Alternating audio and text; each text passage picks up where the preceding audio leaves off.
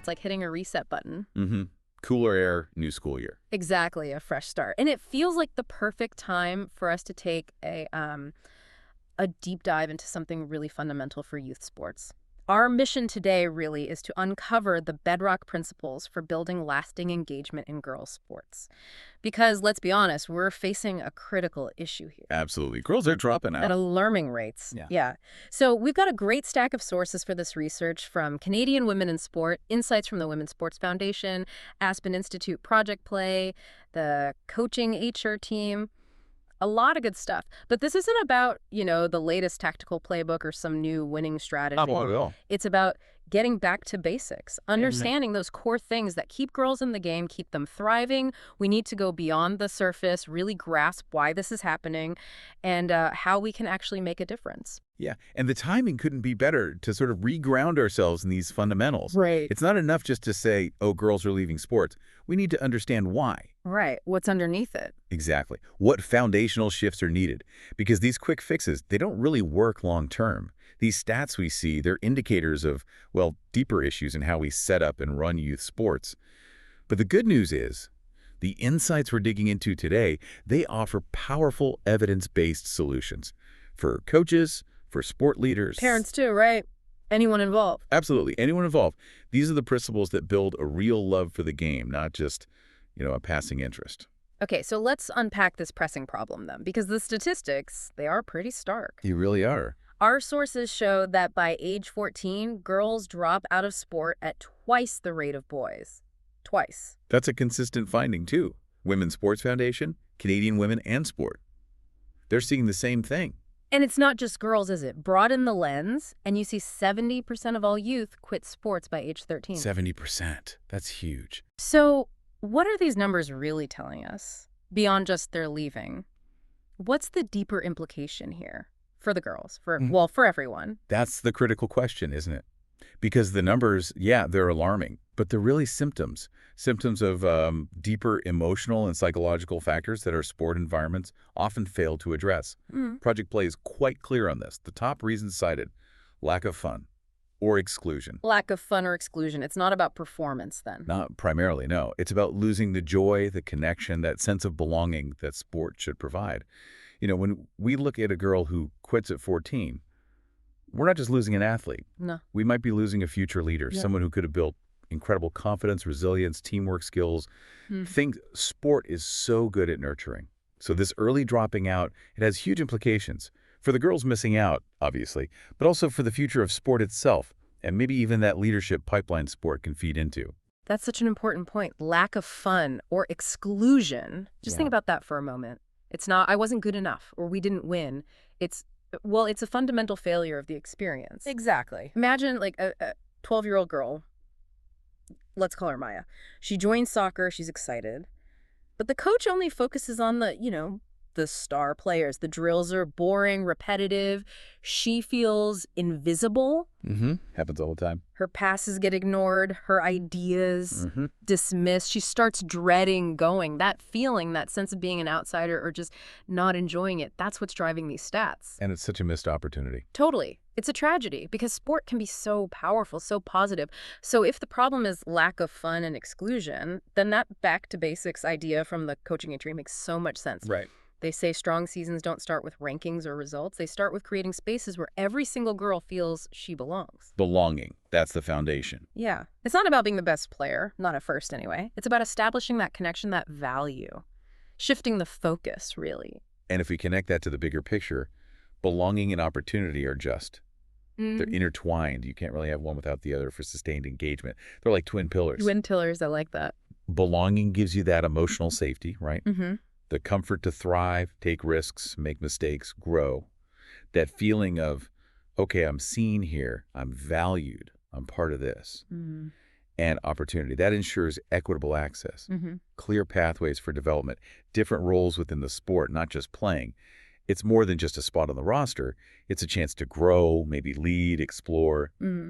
Without both, girls are much more likely to just drift away. They feel unwelcome, or maybe they just don't see a future for themselves in it. They need to see a place for themselves, now and down the road. Exactly. Okay, so let's dive deeper into belonging, because its power seems immense. The sources are clear. Girls who feel they belong are 3 times more likely to stay in sport. 3 times. That's not a small effect. No kidding. And digging through the research, this next bit really jumped out. Inclusive, body-positive team cultures, they show 25% higher retention. 25%. That's significant. It really is. Is that just about, feeling comfortable physically? Or does it tap into something deeper, like a shield against all those external pressures about appearance? Oh, it absolutely taps into something deeper. It's a psychological shield. Yeah. I mean, think about the intense pressure girls face around body image. It's everywhere. Relentless. Sport should be an escape from that, a place where their body is celebrated for what it can do, its strength, its speed, its agility, not just how it looks. So when coaches and teammates actively create a body-positive culture, they're essentially building a sanctuary. A sanctuary. How does that look in practice? Well, it's the coach highlighting a player's powerful legs for their speed, not just commenting on an athletic build. It's teammates cheering effort and skill, regardless of body shape. It's making sure uniforms are comfortable and fit everyone right from the start. That sends a huge message. Your body is capable, and it belongs here, just as it is.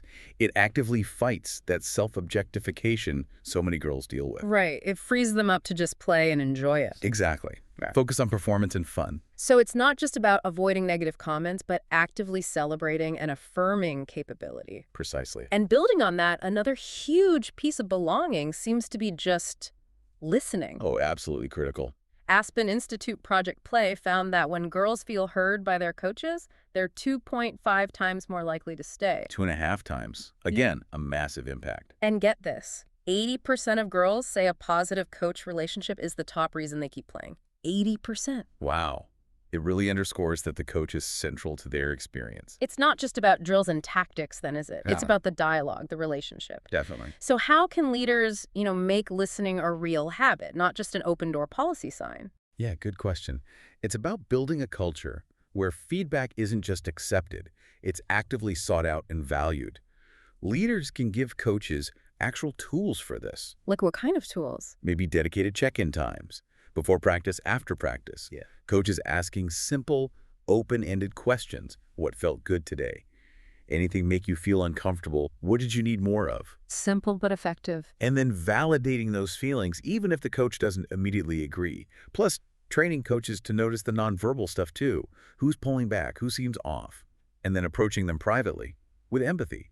It's about showing consistently that their voice matters and leads to action, even small adjustments. That sounds incredibly actionable. Okay, so we've got belonging, feeling seen, heard, valued. But what about the bigger picture, the structures, the policies? Let's shift to opportunity and what leaders can actively do. Yes, the systemic side. It seems to start with aligning policies for equity.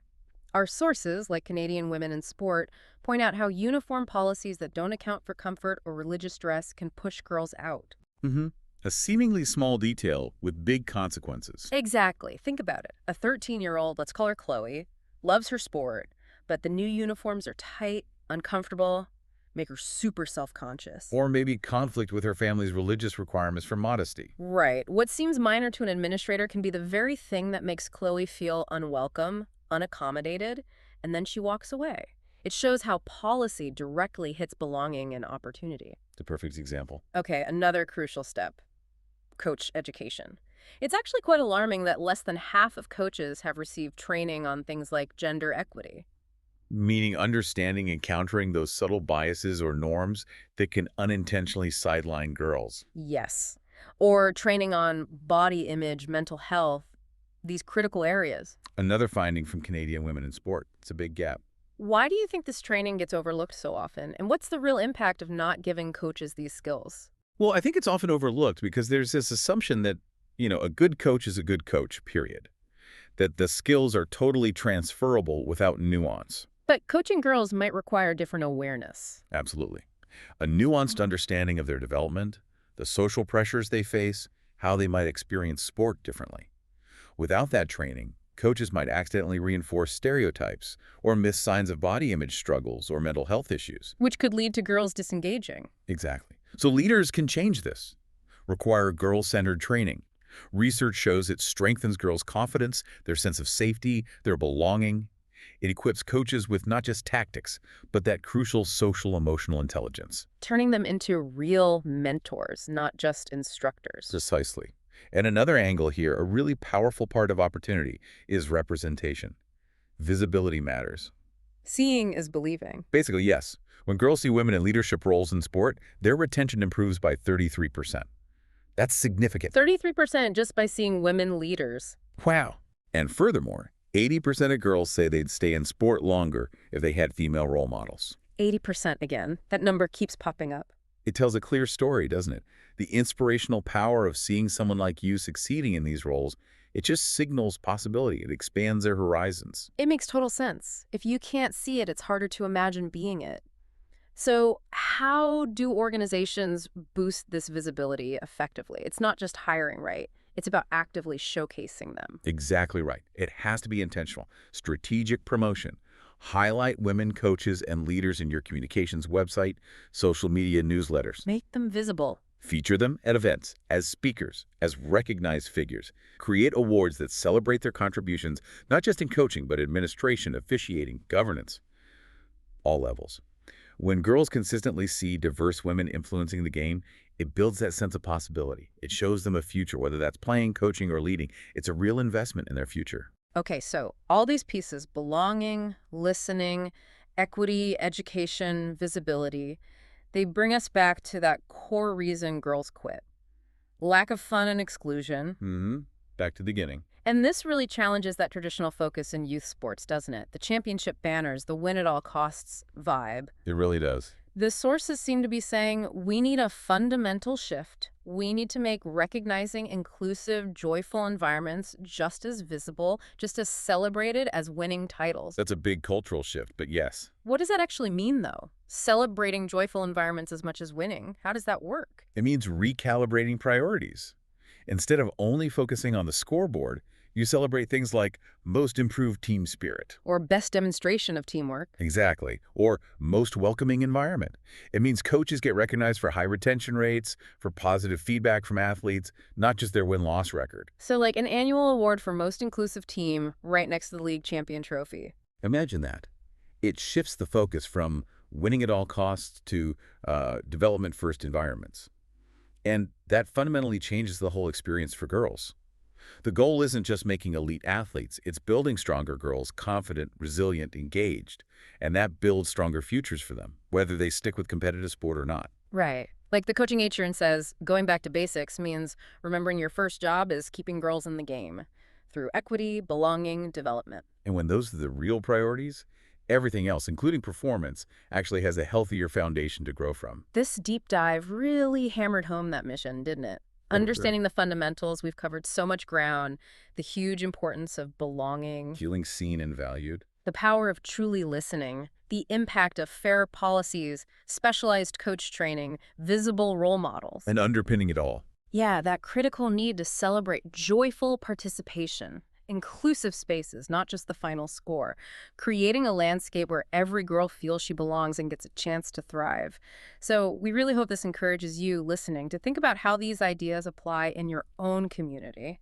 Whether you're a parent trying to choose a program, a coach on the sidelines, an administrator. Or just someone who cares about sport. Right. These aren't just abstract ideas. They're practical steps we can all take to make sport a positive, maybe even lifelong experience for girls. And maybe just one final thought to leave you with. If we truly prioritize belonging and opportunity, not just in sports, but in all youth activities, schools, clubs, community programs, what kind of empowered generation could we actually cultivate?